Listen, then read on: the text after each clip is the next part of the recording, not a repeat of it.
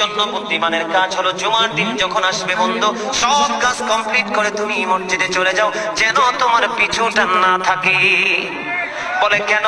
আমাদের দোষের কিন্তু বন্ধু শেষ নাই। জুমার দিনে মুসল্লিরা যায় সবার পরে এবং বের হয়, ইমাম সাহেব যখন ডানে বামে সালাম ফেরায়, মনে হয় যেন বন্ধু বিশ্বযুদ্ধ শুরু হয়ে গেছে, কার আগে কে রে বার হয়ে যাবে। অথচ আমার নবীর আদর্শ নিয়ে আজকে ওয়াজ করছি বন্ধু। Disturb, don't disturb me. তোমরা আমি বললে আওয়াজ দিবে, নয়তো চুপ করে আলোচনা শুনবে, কারণ আজকের সময় অত্যন্ত গুরুত্বপূর্ণ।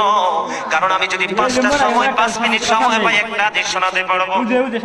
হয়তো বা এই একটা হাদিসে আপনাদের কারো না কারো হৃদয়ে ছুঁয়ে যেতে পারে, আর এটাই আপনার জীবনের জন্য, হেদায়েতের জন্য যথেষ্ট হতে পারে।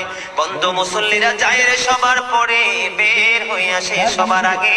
এটা মুসলমানের কখনো চরিত্র হতে পারে না। তাকওয়া সম্পূর্ণ ব্যক্তি